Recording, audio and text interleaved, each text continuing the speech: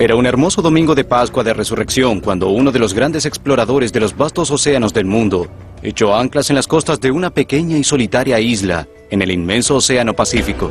¿Cómo fue que un mero pedregullo de roca volcánica, perdido en el insondable océano Pacífico, recibiera un nombre como el de la Isla de Pascua? ¿Quién talló estas extrañas, hermosas e inquietantes estatuas que pueblan la isla? Y lo más extraño de todo, ¿cómo es que llegaron de donde fueron talladas a donde se erigen ahora? ¿Y por qué observan el terreno yermo?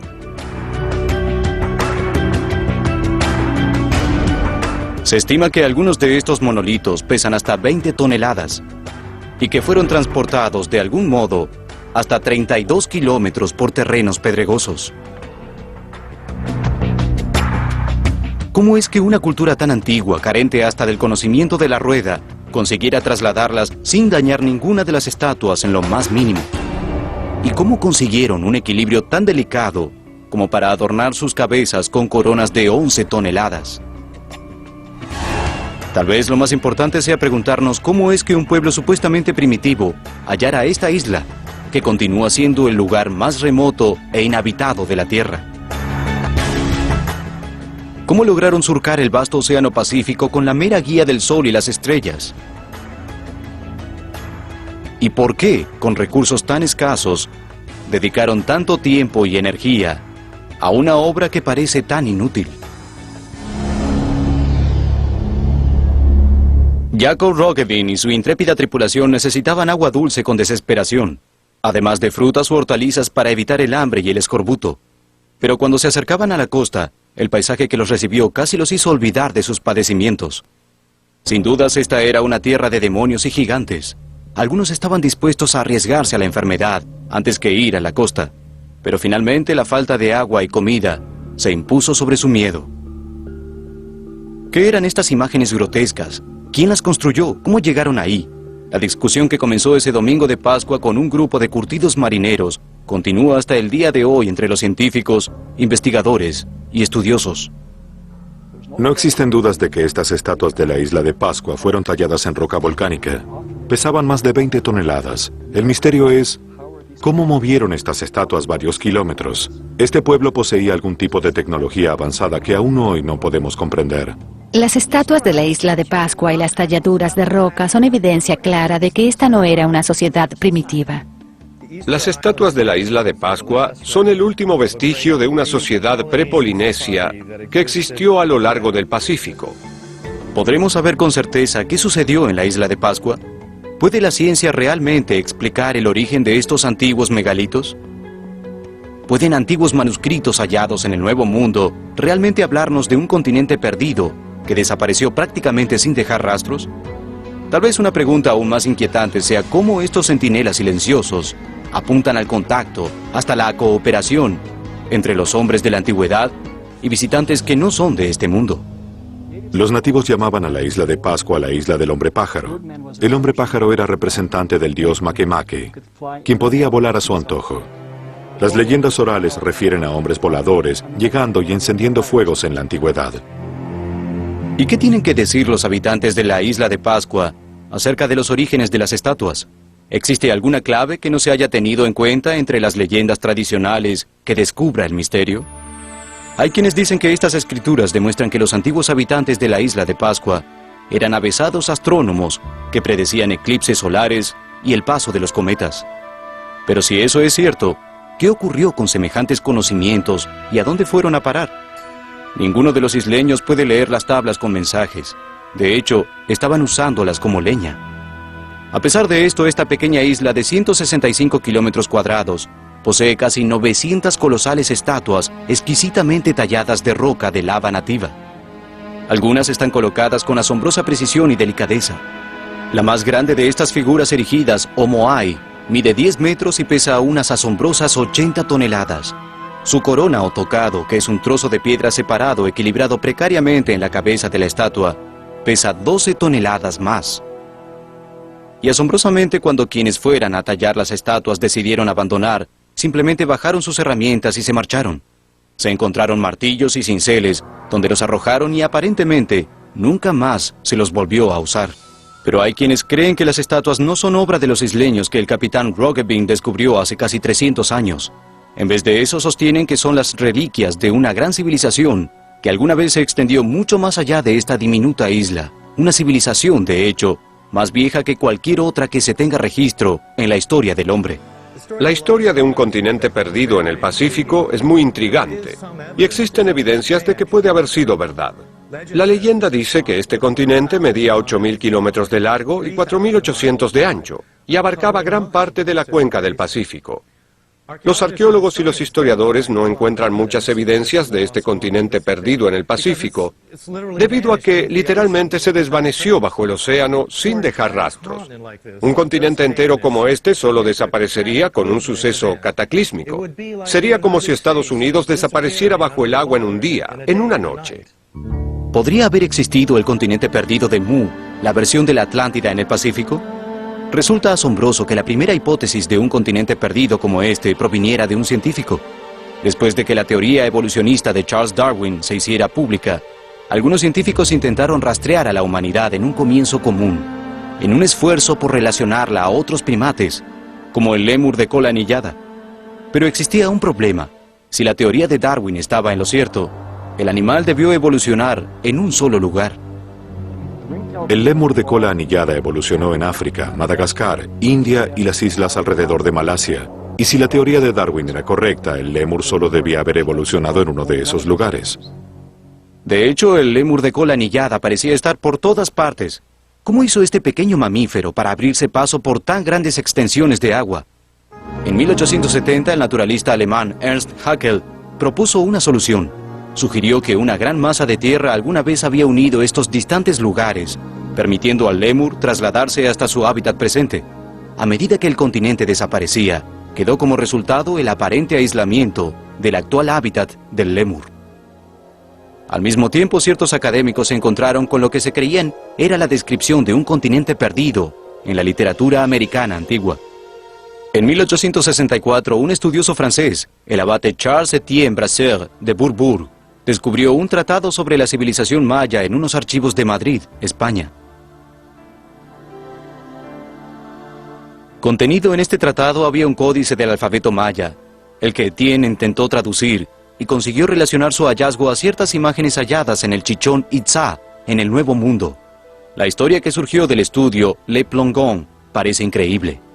Según Le Plongeon, el códice hablaba de una antigua isla llamada Mu, que era gobernada por una mujer, una reina también llamada Mu, pero era una sociedad con diferentes valores. Ko, un hermano de la reina, quiso desposarla. No obstante, había otro rival, era también otro hermano de nombre Aak, el que también intentaba ganar el favor de Mu. Ko ganó la mano de su hermana y por ende llegó al trono, pero después de una traición, Ko fue asesinado por Aak, causando la ira de los dioses y convirtiendo a Mu en una tierra de caos. A medida que el continente de Mu se hundía bajo las aguas del mar, la reina escapó al África. Allí ella fundó la civilización de Egipto. En la mitología de esta civilización nueva, ella sería conocida como la reina Isis. ¿Resulta explicada por esta historia la súbita emergencia de la civilización egipcia a la historia de la humanidad? ¿Fue la tecnología de la construcción de las pirámides y el trabajo con piedras monolíticas importados del continente perdido de Mu? ¿Son los dioses y diosas de Egipto, el vasto imperio de la Polinesia y la diminuta isla de roca volcánica conocida como Isla de Pascua, todo el legado del territorio perdido de Mu? Decidió infundirle vida. En 1926 publicó El continente perdido de Mu, que se convirtió prácticamente en la Biblia de Lemuria. Churchward tomó el nombre de Mu de Le Plongeon y colocó su continente perdido en el Océano Pacífico. Según Churchward, Mu o Lemuria no era otra cosa que la cuna de la civilización del hombre. Era el jardín del Edén de la Biblia. En algún momento albergó a 64 millones de habitantes y floreció durante 50.000 años. Son las islas del Pacífico actuales que conocemos como Hawái, Fuji, Tonga, Samoa y la Isla de Pascua, simples picos volcánicos del continente perdido de Mu. ¿Y esto podría explicar las enigmáticas estatuas o moai de la Isla de Pascua? Según la tradición oral de los isleños, se establece que ellos provienen de una tierra llamada Hiva, que se hundió bajo las olas. Ya desde la Segunda Guerra Mundial y la invención del sonar sabemos que no existen los continentes hundidos, ni Mu, ni la Atlántida, ni ningún otro. La cultura de la isla de Pascua se desarrolló de modo bastante accidentado y en aislamiento, y pienso simplemente que es por el debate científico que Mu todavía existe. Pero algunos científicos tomaron la noción del continente perdido en el Pacífico muy seriamente. John Macmillan Brown, arqueólogo, geólogo y antropólogo de Nueva Zelanda, fue uno de ellos. Alguna vez Brown sugirió que es posible que haya existido un continente o tal vez algún archipiélago muy poblado en el Pacífico que incluía la isla de Pascua. La existencia de un continente sumergido en el Pacífico no es una idea tan extraordinaria. Existen mesetas en el Pacífico similares a las mesetas del sudoeste de los Estados Unidos, que sabemos tuvieron que formarse sobre el nivel del mar. De modo similar, sabemos que los niveles oceánicos estaban al menos 1000 metros más abajo, en la última era de hielo, hace 12.000 o 14.000 años. ¿Pero no hubiera dejado una civilización antigua algunos rastros arqueológicos de su paso?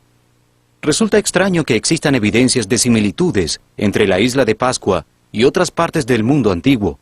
Algunos estudiosos afirman que ciertas escrituras halladas en la isla de Pascua coinciden asombrosamente con las halladas en el Valle del Indo.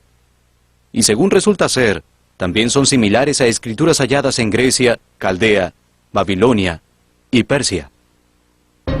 Estos pedestales son llamados aus. Parecen haber sido construidos por ninguna otra razón más que para sostener a las estatuas. Noten la precisión del trabajo sobre la piedra. Algunos académicos señalaron la asombrosa similitud entre el modo en que estas piedras fueron unidas y el tallado en roca producido por el Imperio Inca, hallado en lo alto de la cordillera de los Andes, en América del Sur. ¿Son estos lazos una civilización perdida? Existen quienes creen que las estatuas de la isla de Pascua no pudieron haber sido creadas por los isleños. Las estatuas, sostienen simplemente, son demasiado grandes. Una moai acostada sin terminar en la cantera mide 20 metros de largo. Otros dicen que las piedras volcánicas en las que se tallaron las figuras son demasiado duras para ser trabajadas por piedras primitivas. Los críticos también aluden al problema de la distancia. Algunas estatuas fueron trasladadas 30 kilómetros desde las canteras donde fueron talladas a los acantilados donde se las erigió. Los isleños que fueron descubiertos aquí en el siglo XVI ciertamente no parecían capaces de semejante tarea. Y lo que es más, algunas de las estatuas fueron talladas con piedras de las colinas internas de los cráteres, lo que sin duda multiplicó las dificultades de mover semejantes macizos de piedra. El Dr. William Mulloy de la Universidad de Wyoming ha realizado estimaciones estadísticas de lo que llevaría a mover las estatuas de la isla de Pascua con un impulso largo y sostenido. El fallecido Dr. William Mulloy estimó que hubiera sido necesario el trabajo de 30 personas durante 2 años para tallar una estatua en la cantera, trasladarla al Ahu y erigirla en el Ahu. Y también calculó que habitarían la isla de 7.000 a 10.000 personas como máximo, entre los que se incluyen hombres, mujeres y niños. Pero estimó que las 2/3 partes de la población eran mujeres y niños. Y por supuesto, alguien debía arar las tierras o pescar. De ser este el caso, la construcción de los moai debió extenderse siglos. ¿Y qué hay del problema de los recursos? Debió ser imposible importar regularmente comidas y provisiones en la antigüedad para sustentar la gran obra de las estatuas. La isla de Pascua parece desértica, pero es bastante fértil. Las tierras son muy ricas. Los árboles que se introdujeron crecieron bien, y allí crecen bien plantas alimenticias de muchas variedades, de modo que en el pasado hubiera sido capaz de sustentar a una gran población. Pero existen otros problemas. Por ejemplo, si los isleños eran capaces de tallar y mover los moai, colocarlos en ahús exquisitamente realizados, ¿por qué se los halló viviendo en chozas estrechas similares a botes dados vuelta? Lo que es más, en la época en que el capitán Roggeveen llegó al lugar, los isleños dijeron estar igualmente intrigados que los europeos acerca de los orígenes de los moai. La típica casa de la isla de Pascua tenía forma de bote, medía unos 10 metros de largo y 2,5 metros de ancho. Tenían piedras de cimiento permanentes y estaban erigidas con postes y paja. Carentes de registros escritos, no debería sorprendernos que los isleños perdieran la pista de los orígenes de los moai. ¿Es posible que las estatuas de la isla de Pascua no sean obra de seres humanos después de todo? ¿Es posible que los isleños recibieran ayuda de naturaleza extraterrestre? Existen quienes creen que hay evidencias verdaderas de tareas alienígenas en la isla de Pascua.